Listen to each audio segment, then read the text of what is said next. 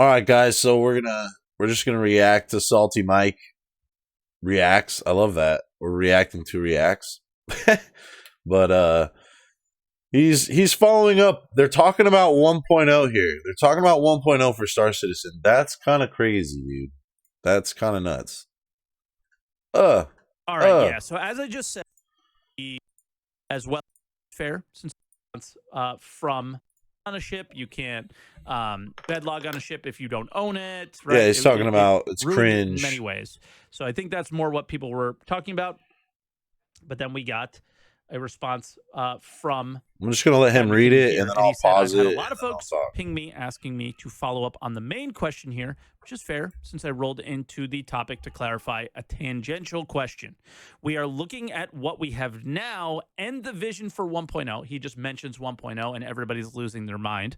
So that's kind of why we're talking about this. For this feature and many others, the way bedlogging works in game isn't going to fit that vision, but really more fundamentally, bedlogging itself doesn't entirely fit that vision. I don't want to overly speak on to specifics now, but what we want ultimately is to be more ambitious and fundamentally revisit what logging in, persistence, spawning, and everything around it is, I guess.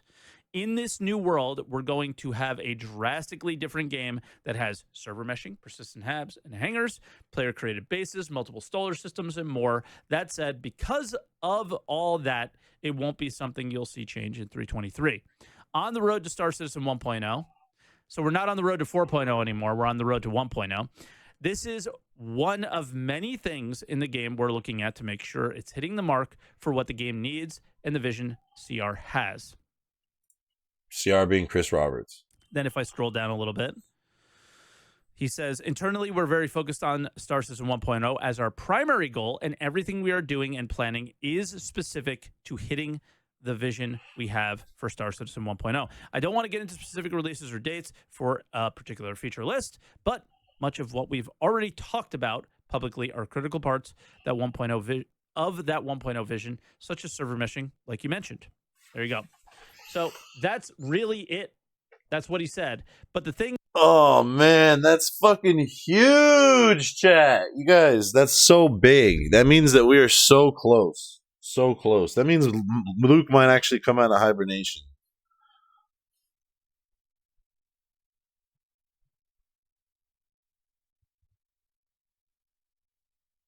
That's crazy. That's actually crazy.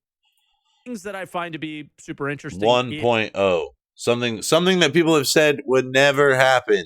That's going to be beta 1.0. Okay, that's just going to be beta 1.0. And I think some people call but we're in alpha right now. Please don't make logging out a persistent thing where ships stay on the server all the time, just in case that was a plan. I hope they do. I hope they do that. It's hard to say what the actual plan is, but knowing the way the servers work now, you can imagine that they won't work entirely differently. I think ships will disappear, but I don't know, because then at the same time, if ships disappear, then they'll reappear in an area that's weird. So what I think they'll probably do is that they'll be like... Yeah, I don't think he has any idea. This is just like what he's probably hoping. So you can't log out at Evers Harbor unless you're inside your own hangar. You can't log out at an outpost unless, you know, one of the, what is it called? Like landmark locations, maybe. But if you're out in the middle of space, sure, you can log out there, and then the ship would actually disappear and then would reappear because nobody would be around you, right? That's my guess. But because you know what's going to happen, right? People are going to log out at caves or locations and then log in hoping to catch people or whatever, right? Be kind of weird. But in reality, what he's saying is that the current situation with bedlogging is not what we want. You know, it was a reaction to a big problem that they had, and that they're definitely looking at more of what they want in the long term for what a finished game would look like. And what I want to take from this... All right, I'm going to pause. I'm going to stop because this is his opinion now, and I think you guys should go watch his full video because obviously there's much more to it, and I want to not be a leech. So my hope is that they do persist, and that maybe if they're going to disappear, they only disappear when the very last person has logged off, and when one of those people log back in, it reappears regardless of if it's the owner or not, because we should be able to bedlog on multiple, like 5 people should be able to bedlog on the same ship. If we're out, say we're planning a full blown reclaimer situation, and we're trying to set a whole course, and we're going to be gone for however many days of just straight grinding to fill up the stuff and only going to Grim Hex.